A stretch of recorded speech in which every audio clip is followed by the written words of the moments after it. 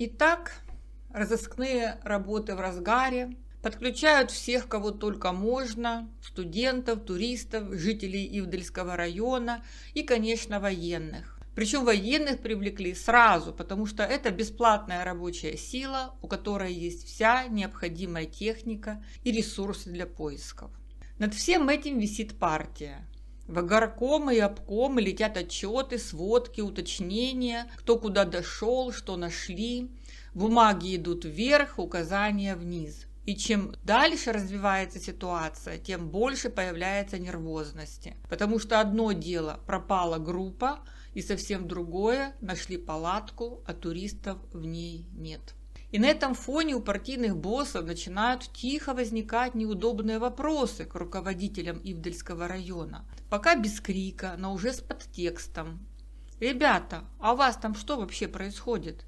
Район, конечно, большой, тайга, зима, но все-таки не Антарктида, чтобы там затеряться аж 9 туристам». Параллельно вырисовывается еще одна важная вещь, которую не все замечают. Поисковики вроде бы делают все одно дело, но в действительности это два лагеря. С одной стороны манси, охотники, лесники, Ивдельский горком, администрация ИТЛ, и все они эту территорию знают как свои 5 пальцев. У них своя логика, свой опыт, свое понимание, как тут все бывает. С другой стороны приезжие, студенты с их руководителями. И цели у них разные. Местным важно помочь приезжим и при этом не влезть ни во что лишнее. Задача Свердловских – найти и выдать наверх внятную версию случившегося. И вот на этом пересечении между как есть и как правильно доложить и формируется вся дальнейшая история. Канал Ірини Коновець-Поплавської. Утром 27 февраля Шаравин и Коптелов, исследуя склон горы и лес в направлении сохранившихся на снегу следов, обнаружили в 1,5 километрах от палатки 2 погибших дятловцев у остатков небольшого костра рядом с кедром. Картина им открылась страшная. Дорошенко и Кривонищенко лежали раздетые на снегу в нижнем белье с обгорелыми ногами. Во второй половине того же дня охотник Манси нашел Дятлова, а проводник Моисеев с собакой Альма Колмогорову. 27 февраля – это день, когда расклады существенно изменились. Был создан объединенный штаб поисков, руководителем которого назначают Масленникова, а его заместителем Чернышова. Формально это выглядит как логичный шаг. Нужно централизовать управление, объединить разрозненные группы, навести порядок. Но если посмотреть глубже, это была стратегическая ошибка. К этому моменту уже найден Кривонищенко. Его тело буквально выбивается из любых представлений о гибели в горах. Раздетый человек на морозе, следы ожогов, странное повреждение – все это не укладывается в версию «замерзли». Это уже ситуация с явными аномалиями. С этого момента логика расследования происшествия требовала разделения ролей, потому что все местные, которые находились в районе, охотники, лесники, работники лагерей, автоматически становились или свидетелями, или подозреваемыми. То есть их участие в поисках с этого времени становится проблемой. Но вместо этого происходит все наоборот. В один штаб сводят Свердловских и местных. А с точки зрения уголовного расследования это недопустимо. Но партийное руководство об этом не думает. Оно в первую очередь хочет понять, что вообще произошло. Сначала разобраться в ситуации, а уже потом, в зависимости от того, что откроется, принимать решение. Тем временем на уровне тех, кто находился на месте происшествия, тоже возникали эти же вопросы. Откуда ожоги в таких условиях? Почему дятловцы раздеты? Что заставило их покинуть палатку? У поисковиков появляется ощущение, что что-то не так. И вот на этом фоне создается объединенный штаб. Возникает ситуация, в которой есть свердловские люди, задающие вопросы, и местные, которые тут же на эти вопросы отвечают. А если понадобится, то и рассеивают все сомнения. Потому что эти два лагеря находятся внутри одной и той же структуры. И поразительно, что именно 27 февраля начали формироваться ответы на все эти каверзные вопросы. В этот день Масленников шлет телеграмму Сульману. Сразу после спуска произвели откопку, осмотр 4 найденных тел. Это Дятлов, Золотарев, Кривонищенко, Колмогорова. Составили протоколы. Пострадавшие были выброшены ураганом из палатки без валенок, некоторые без брюк, курток. Направление урагана северо-восточное, восточное, поэтому все они на одной линии от обнаруженной палатки. Самое дальнее примерно в 2 километрах от палатки. То есть Масленников, недолго думая, буквально за пару часов на коленке сформулировал версию, от чего погибли дятловцы. Их, оказывается, из палатки выбросил ураган. Как это? Палатка на месте, а те, кто в ней, выброшены ураганом.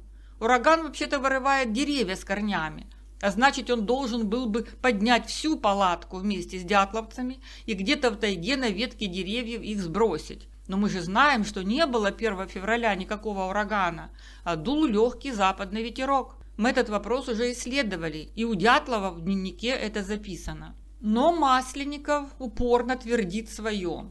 Он уже не просто делится наблюдениями, он формирует версию. Он шлет 2-ю радиограмму Сульману. Чтобы определить время несчастного случая, запросите метеосводку с 30 января по 2 февраля. Положение и место тел свидетельствует об урагане. Вот это поворот. Обратите внимание на формулировку не возможно, не предположительно, а уже практически факт, несчастный случай. То есть человек еще толком не разобрался, тела только начали находить, а у него в голове уже вся картина сложилась. И тут возникает вопрос, Масленников правда такой наивный, или он подстраивается под обстановку, под то, что ему уже типа объяснили? Потому что странностей хватает. Тела Кривонищенко и Дорошенко раздетые, с ожогами. Картина абсолютно нетипичная и не похожа на обычное замерзание. Но Масленникова это не смущает. Почему? Потому что у него уже есть удобное объяснение – ураган. И ураган этот не с неба упал. Его аккуратно занесли в его голову те самые местные, которые все время толкутся рядом, которые в теме, которые знают, как тут бывает. Помните слова Слабцова? Пока мы доехали, нам баек нарассказывали великое множество. Так вот, эти байки – это не просто разговоры у костра, это формирование такой рамки, через которую человек начинает смотреть на все происходящее. Точно такие байки они всем приезжим рассказывали, в том числе Масленникову, особенно Масленникову, как руководителю объединенного штаба. Потому что от него зависит, какая версия пойдет наверх в партийные свердловские кабинеты.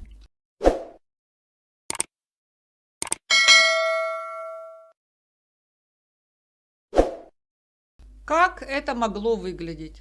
Стоит Масленников, смотрит на тела дятловцев, в голове перебирает варианты. Звери, холод, ночь, паника. Уже чувствует, что что-то не сходится. И в этот момент рядом местные. «Да это ураган! А ты как думал? У нас тут такое постоянно. Людей сносит. Вот буквально 1-2 февраля такая буря была, что мама не горюй. Я даже в кино не пошел. Уже оделись и все, не выйти. Помнишь, Иваныч, как 2 охотника с Шайтан-горы упали? Их тоже нашли раздетыми и обгорелыми. Мы это знаем».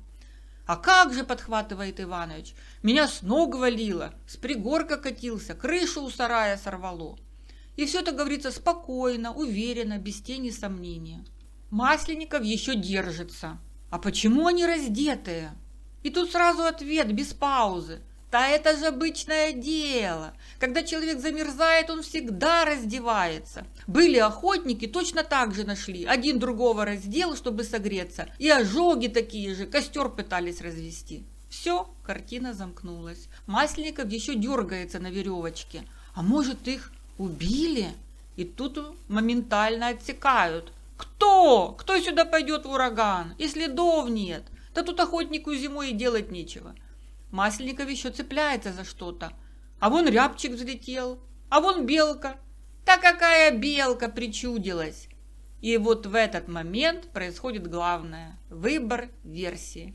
Потому что дальше 2 пути. Или ты начинаешь подозревать людей, которые стоят рядом и помогают тебе, или принимаешь объяснение, где виновата стихия. И Масленников выбирает 2.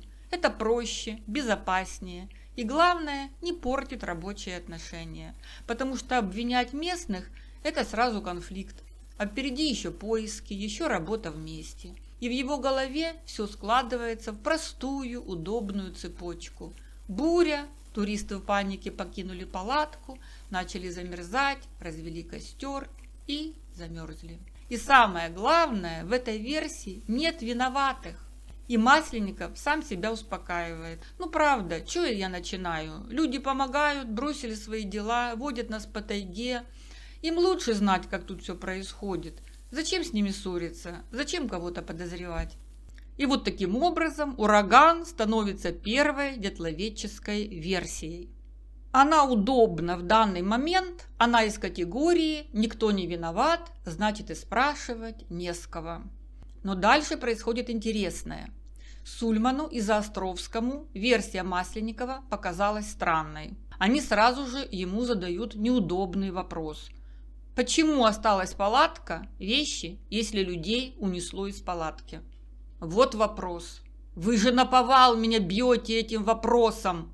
Должен был подумать Масленников и зависнуть, потому что вопросик этот действительно бьет в самое слабое место его версии.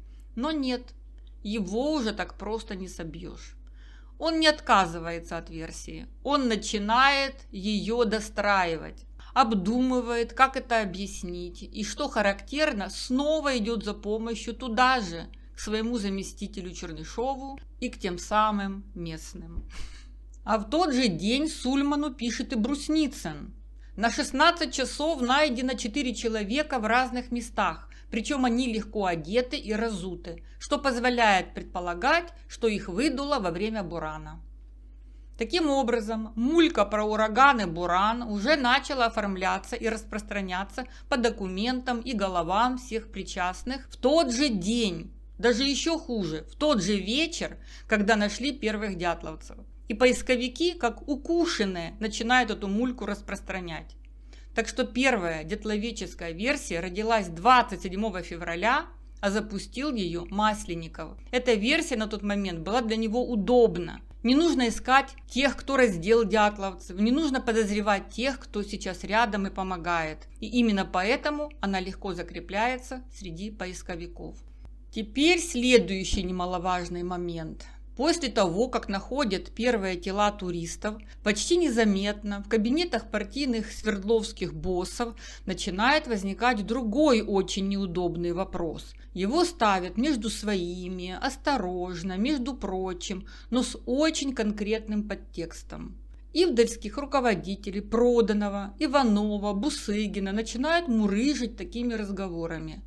Так что же это такое, товарищи? Тела туристов лежали почти месяц, буквально у вас под носом, и вы нам хотите сказать, что вы ничего об этом не знали? Это вы можете рассказывать лохам, а нам надо знать правду.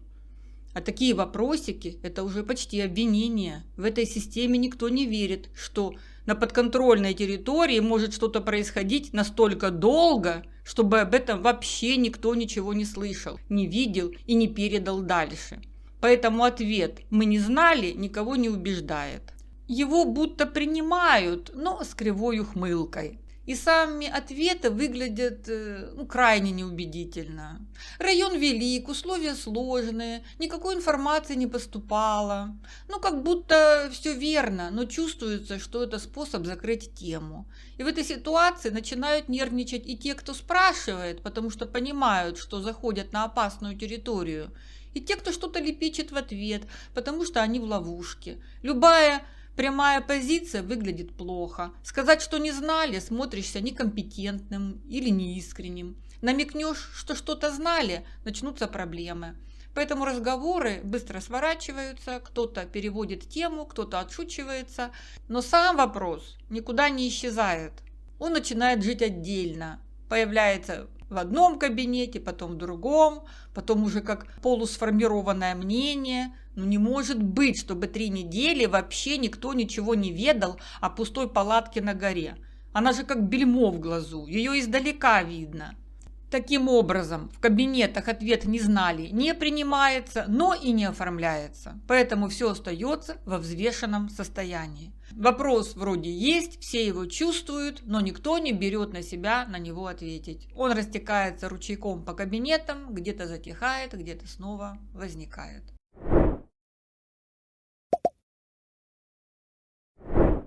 А мы возвращаемся на место происшествия. Коптелов рассказывает, что 27 февраля во второй половине дня прибыли следователи, он привел их к палатке и после этого его отправили в лагерь поисковиков. Тымпалову 27 февраля сообщили, что на горе 1079 обнаружены тела и найдена палатка студентов-туристов. И, видимо, он был среди тех, кто прилетел на место преступления 27-го, переночевал там, потому что видели его там конкретно 28-го. Тымпалов в присутствии понятых осмотрел палатку туристов, которая находилась в 150 метрах от гребня отрога высоты 1079. Осмотр палатки показал, что в ней имеются все личные вещи студентов, и Тымпалов составил 2 протокола. Протокол обнаружения места стоянки туристов подписали сам Тымпалов, Брусницын, Шаравин, Куриков, Масленников. И протокол осмотра места происшествия подписали Тымпалов, Масленников, Яровой, Слабцов, Куриков. 27-летний Яровой Кособрюхов в 1959 был заведующим отделом комсомольской жизни и член редколлегии областной молодежной газеты «На смену». Проживал в Свердловске. Прикомандирован к штабу поисковых работ еще 22 февраля. Каратаев утверждал, что он тоже был в этой компании, а Ярового взял с собой как понятого. Что такое место происшествия? Так в криминалистике называют место, на котором находятся следы преступления. Например, при убийстве в квартире и вывозе тела в лесную местность место преступления – квартира, место происшествия – квартира и место в лесу, где обнаружено тело. Но постановление о возбуждении дела Тымпалов открыл задним числом в тот день, когда нашли палатку.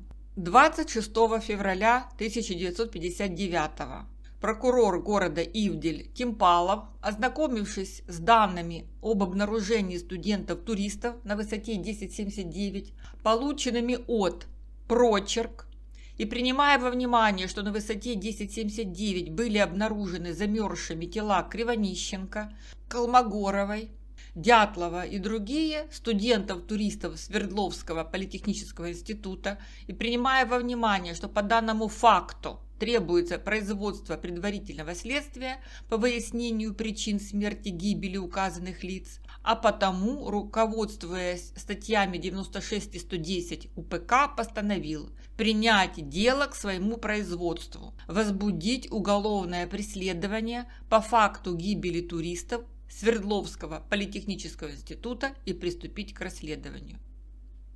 Таким образом, есть тело, есть дело. Операция по спасению дятловцев завершена 27 февраля. По факту возбуждено уголовное преследование. Поводом является предложение прокурора, и следователь теперь обязан немедленно приступить к производству следствия. Уголовное преследование – это деятельность, направленная на изобличение подозреваемого или обвиняемого в совершении преступления. И, как видим, прокурор Тымпалов, глянув на тела Кривонищенко и Дорошенко, понял, что это криминал, потому что он, прокурор, и тоже всякого навидался. Никакие ураганы не могли нанести такие травмы и раздеть туристов до трусов. Даже сказка есть такая «Солнце и ветер». Заспорили солнце с ветром, кто прежде человека разденет. Стал ветер сдувать с человека платье, и шапку рвет, и платье распахивает, а человек все только крепче шапку надвигает, да запахивается. Так и не раздел ветер человека. И вот Тымпалов эту сказку помнил, а Масленников подзабыл. И поставим точку в спорах о дате 6 февраля.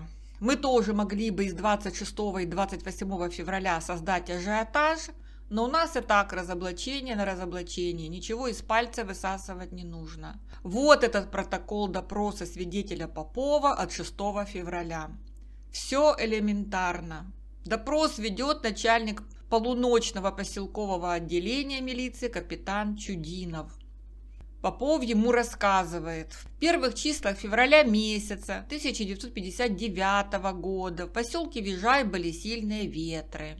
Я проживаю в поселке Вижай с 1951 года, таких ветров не помню, что были в первых числах февраля 1959. Во-первых, фраза «в первых числах февраля месяца 1959», сказанная типа 6 февраля, звучала бы странно. Если бы Попов и правда говорил это 6 февраля, то он сказал бы «вчера», «позавчера», «пару дней назад». Во-вторых, Чудинов провел всего 3 допроса. 6 марта Попова, а 7 марта еще 2. Валюкявичуса и Краснобаева. Иначе говоря, Чудинов просто ошибся. Март только начался, он не успел перестроиться, может, с Бодуна был, и записал дату 6 февраля вместо 6 марта на великую радость дятловедов. А Попов тоже не заметил, что подписывал. А потом архивариус нашел самую раннюю дату в деле и поставил ее на обложку. Вот и вся сенсация на ровном месте. Давно заметила такую вещь. Любители раздувать шумиху из каждой опечатки почти всегда не видят общей картины. Они цепляются за мелочи, за цифру, за дату, за слово и начинают крутить их так, как будто это ключ ко всей тайне. И дальше уже не важно, сходится это с реальностью или нет. Главное – привлечь к себе внимание.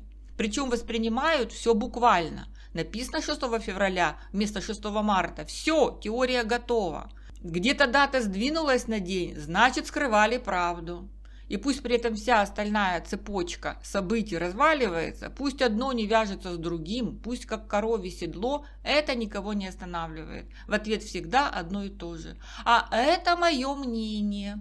Но исследователя, который ищет что-то близкое к правде, такие опечатки не сбивают с толку, потому что он смотрит не на отдельную цифру, а на всю конструкцию целиком. Его не выбит из колеи написано 28 или 26 февраля, была там оговорка или нет, потому что если ты видишь логику событий, ты понимаешь, где опечатка, а где реальное несоответствие. Все держится не на бумажке с датой, а на последовательности, что зачем шло, кто что делал, в какой момент что стало известно. А если эта логика выстроена, никакие мелкие сбои ее не нарушат. А если логики нет, тогда хоть идеальные документы собирай, они все равно ничего не объяснят. Поэтому выбор всегда есть. Или ты цепляешься за цифры, или понимаешь ход событий. Что до правительственной телеграммы, которую послала Колеватова Хрущеву? Понятно, что Хрущев ее не читал. Основная функция таких телеграмм, как показывает практика, это всякие поздравления. Все телеграммы от трудящихся Хрущеву обрабатывал секретариат и направлял по инстанциям. Участие Хрущева в поисках дятловцев базируется только на придумках журналистов и отговорке Кириленко, чтобы от него отстали. И вот секретари переслали эту правительственную телеграмму министру внутренних дел РСФСР, а те направили министру внутренних дел СССР Дударову спецсообщение, которое рассылалось тем, кому такая информация могла быть интересна. Спецсообщениями информировали о политических, экономических или чрезвычайных событиях, требующих внимания. И в этом спецсообщении Стаханов сообщает Дударову, что ему особо делать нечего, так как поиски уже организованы, и добавляет, что для организации поисков и расследования причин трагедии студентов Свердловским обкомом КПСС создана комиссия. Супер! Стаханов даже не сообщает министру внутренних дел СССР о возбуждении уголовного преследования по факту гибели туристов, зато счел упомянуть о комиссии обкома КПСС, то есть сразу же понизил степень важности данного события. И 28 февраля действительно была создана поисковая чрезвычайная комиссия Свердловского обкома КПСС во главе с заместителем председателя облисполкома 49-летним Павловым и заведующим отделом КПСС 36-летним Ермашом. Запомним этих товарищей. 1 марта погода в районе поисков резко портится. И вот тут возникает почти символичный момент. 1 марта ровно месяц с того самого вечера, когда дятловцев убили. Ровно месяц. И в этот же день Масленников шлет Сульману новую радиограмму. Причем видно, что он к ней тщательно подготовился. Он уже обдумал тот самый неудобный вопрос. Как это так получилось, что палатка стоит на месте, а людей из нее вынесло ураганом? Безусловно, размышлял он над этим не один. Рядом заместитель Чернышов, рядом все те же опытные товарищи, которые всегда готовы подсказать, как у нас тут бывает. И вот рождается объяснение. Сегодняшний день считаем завершающим. Проведем щупами весь участок с глубоким снегом. Если не найдем ничего щупами, придется ждать весны. Дальше этого места никто не ушел. Снег здесь местами более 2 метров. Точно установлено. Катастрофа произошла в ночь на 2 февраля. Конец цитаты. Вот это точно установлено звучит особенно мощно. Никаких предположительно, никаких по предварительным данным, уже все установлено. Хотя если вдуматься, что у Масленникова есть на руках? Ни экспертиз, ни полной картины, ни даже всех тел. Колмогорова, Дятлов, Кривонищенко, Дорошенко их только-только нашли, буквально позавчера. Остальные вообще неизвестно где. Но у Масленникова уже есть точная дата в ночь на 2 февраля и формулировка «катастрофа». И дальше он начинает объяснять Сульману про палатку. Палатка установлена очень прочно, по всем правилам. Под палаткой лыжи, затем пустые рюкзаки, ватники с одной стороны уложены, продукты с другой, ботинки, одеяло, личные вещи. Палатка установлена с учетом сильного ветра сверху. Конец цитаты. Вот так все просто. Положи под палатку лыжи, затем пустые рюкзаки с ватниками, и ей никакой ураган не страшен. Так тогда дятловцам было бы логично вцепиться зубами в эту палатку-спасительницу, переждать, закопаться, но остаться внутри. А здесь получается странная картина. Палатка-крепость, а люди вдруг решили ее бросить и убежать черти куда в ночь, в ветер, в мороз. Но Масленников в этот момент не хочет замечать. У него уже выстроена цепочка, и теперь он ее яростно защищает. Палатка стоит, значит, ураган не мог ее снести. А раз он не снес палатку, значит, туристов вынудило покинуть ее что-то другое. Но в рамках все той же версии стихии. И вместо того, чтобы остановиться и сказать, что-то тут не сходится, начинается обратный процесс. Версия достраивается под нужный результат. И чем больше возникает неувязок, тем увереннее звучат выражения «точно установлено», «по всем правилам», «никто дальше не ушел». Потому что, когда ты уже выбрал корявое объяснение, дальше задача – убедить скептиков. И вот Масленников продолжает сочинение на вольную тему, причем уже целым сценарием. Группа поужинала в палатке, оставили еду и начала переодеваться, чтобы снять мокрую одежду, ботинки и одеть сухое. Именно в этот момент что-то произошло, что заставило группу полураздетую выбежать из палатки и ринуться вниз по склону. Возможно, кто-нибудь одетый вышел оправиться, и его снесло. Выскочившие на крик также были снесены. Палатка установлена в самом опасном месте для ветра. Здесь самый сильный ветер. Подняться обратно метров с 50 было невозможно, так как палатка была разорвана. Нижние могли скомандовать ее покинуть и идти в лес, рассчитывая на склон в сторону Ауспей, где лес рядом. Они хотели здесь спрятаться, может быть, найти место своего предыдущего ночлега, но очень каменистое и до леса 2-3 раза дальше. Разожгли костер Дятлов с Колмогоровой. Они лучше одеты, пошли обратно искать и за одеждой. Не хватило, и они упали. Положение их тел говорит об этом. С таким вариантом катастрофы согласны все. Конец цитаты. Ну, вы понимаете, сначала придумывается сильный ветер, потом под него подтягиваются действия людей, потом эти действия объясняют положение тел, и круг замыкается. А мы вспомним, как о Дорошенко отзывался Брусницын. Тот же Дорошенко, такой флегматичный, такой уравновешенный человек, и тоже впадает в панику. Не могу представить, что его может заставить из теплой палатки выпрыгнуть в темноту. И это не какой-то случайный человек говорит, это человек Брусницын. Юру хорошо знал. То есть, чтобы вся группа, включая таких людей, как Дорошенко, одновременно сорвалась и побежала в ночь, должно было произойти нечто совсем выходящее за рамки сильного ветра. А тут Масленников предлагает достаточно нелепую версию. Кто-то вышел, его снесло, остальные выбежали, их тоже снесло. И все это происходит так быстро и синхронно, что никто не успевает даже нормально одеться. И при этом палатка, как мы помним, стоит как вкопанная. Ветер людей сносит, а палатки хоть бы хны. И вот эта странная фраза «с таким вариантом катастрофы согласны все». Она сразу закрывает дискуссию, потому что кто будет спорить с начальником объединенного штаба, тем более в такой ситуации, когда все зависят друг от друга, когда работа идет, когда нервы и так на пределе. Конечно, формально никто не возражает, покивали, согласились и пошли дальше. Но очень хотелось бы знать, кто эти все, потому что создается ощущение, что это не все согласны, а никто не хочет спорить. И вот тут вспоминается фильм ужасов «Факультет», где герой говорит: отошел на 5 минут, вернулся, а там уже все укушенные.